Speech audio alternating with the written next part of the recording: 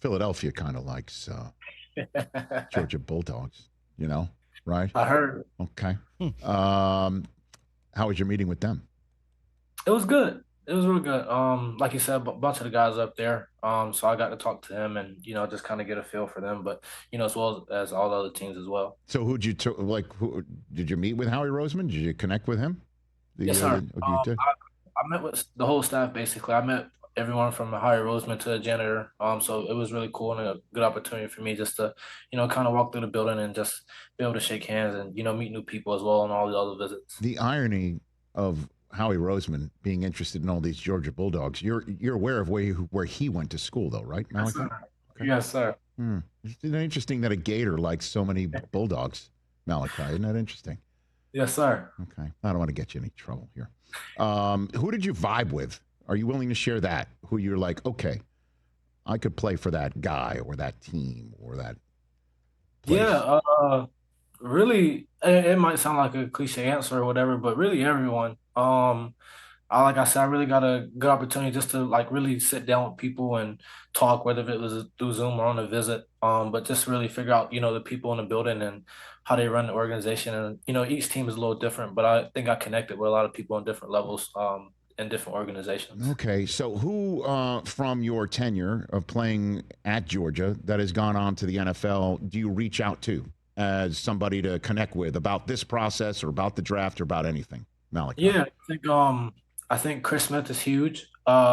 He was like my mentor when I first got to Georgia, but also it's like a group of us. So Taki Smith, Javon Bullard, and Kamari Lassiter, because they went through it last year. So just reaching out to those guys and asking for advice and just seeing how their process went last year and trying to stay level headed through mine. All right. How about Nakobe Dean? How about him?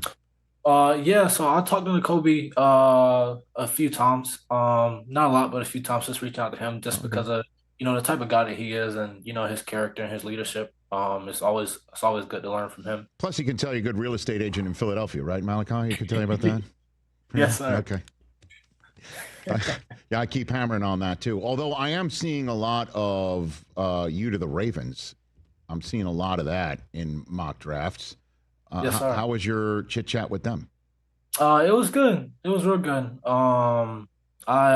They love ball and I love ball, so I'm blessed. All right, so then let's not mention teams in specific. What's the weirdest question you were asked throughout this entire process? Somebody asked me how I would describe the color purple to a blind person. Okay. Wow. Okay. How would you describe the color purple to a blind person? That's how. And how did you respond to that question? I didn't really know. It really threw me off. So I was like, blind people that have their other senses are heightened. So like if you feel the color, I guess it's like a dark feeling color. Very dark, like neutral, heavy. It made sense in the moment, but I didn't really know the answer and I didn't know what to say, so it just kind of happened. I don't understand it. Like, you know what? Here's here's my film, coach, or whoever asked you that question. You know what I mean? Like, I don't know how that would. What the right answer is, and go, okay, now all my doubts about Malaki Starks and what I saw on film are gone. You know what I mean? Like, I don't get it, man. That's kind of weird.